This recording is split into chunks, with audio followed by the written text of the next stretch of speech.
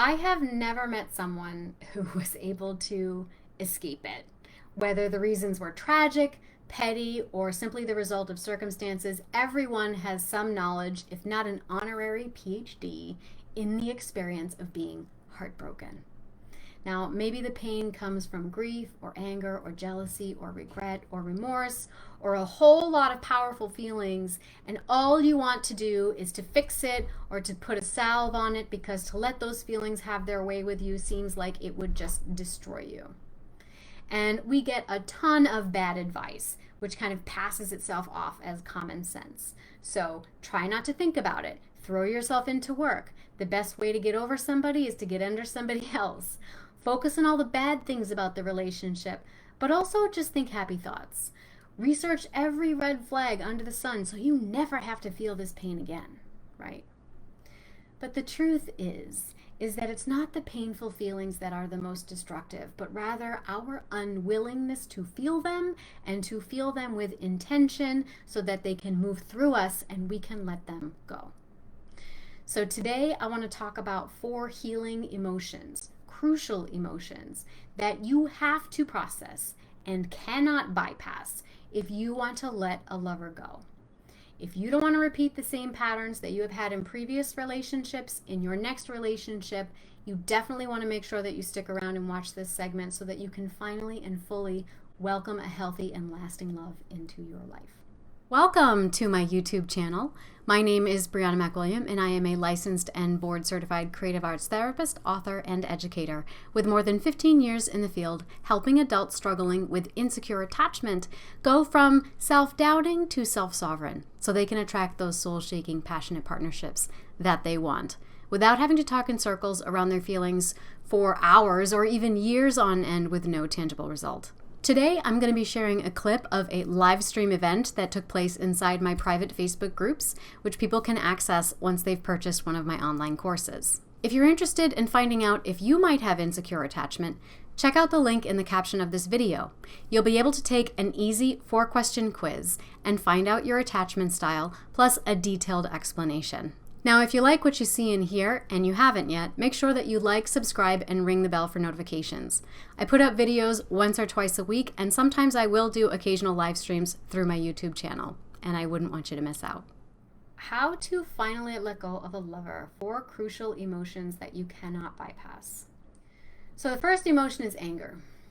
Feeling anger tends to break us free of indifference, and it reconnects us to our passion for life. It releases us from our attachments to our past wants so that we can begin to feel new wants and desires. So instead of, I want my partner's love, the need becomes, I want love. Okay? So removing the specifics of the situation allows us to step into a vibration and an alignment with our own source energy and our ultimate desire without any kind of distortion or contrast. So to feel as if you want love is not needy, and it's not an impediment to spiritual harmony. That is a perfectly normal, secure attachment need. So I would have you just take a deep breath and just locate, whatever anger resides in your body, right? And just touch that part of your body and just simply notice what comes up in your awareness. And you might even write it down or sketch it out if you like. Now, the next emotion is sadness. So feeling sadness allows us to open up to love again. And as a result of sadness, we're able to surrender our denial, to accept the loss. And so instead of, I expect my partner's love, the need becomes, I expect to be loved. And so sadness allows us to emotionally explore what did not happen that we wanted to have happen. Okay? And unless we give ourselves permission to be sad, then we can't adjust our expectations to what is now possible. So feeling sadness connects us to our ability to love and to enjoy what we have. It connects us to our vulnerability, and that's what allows us to feel related. Okay? And so while anger tends to gradually renew our passion for life, then sadness opens up our hearts to feel the sweetness of love again. And that is a slow process of acceptance. Now, if we wallow in sadness and we're not able to tap into our anger, then it's very easy to get stuck in that place. And that's when we become victimized. And we also become terrified of the power of our own rage. And that has been boiling and growing beneath the layers of repression and denial, and often completely unacknowledged, untamed, and unorganized. So if you cannot allow for some of that to be released and transformed, then it is consistently being turned in on the self, and that becomes depression, anxiety, and a pervasive kind of cynicism. Now, the third emotion is fear. Now, fear allows us to experience or to explore what could happen that we do not want to have happen, and that also connects us to our vulnerability. So it fosters an ability to discern what we need and can depend on in the present moment, as opposed to absent attachment figures. So in acknowledging our fear, we learn to adapt to what's available now instead of yearning for what we can't have.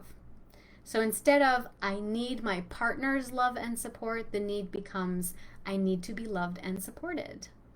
And so additionally, if you don't allow yourself to feel your fear so that it might perform this important task and allow you to move through it, then the vibration that it creates continues to attract the exact same experience that you are fearing through what some might call the law of attraction, or what psychologists call projected introjects, which is a defense mechanism that basically trains your mind to look for evidence in your partners and in the external world of what you expect and fear to be there. Now, that might seem like a cruelty, but you might consider it a tremendous gift, because as you continue to call in these fearful experiences, you're granted over and over again opportunities to face it and discover your own bravery.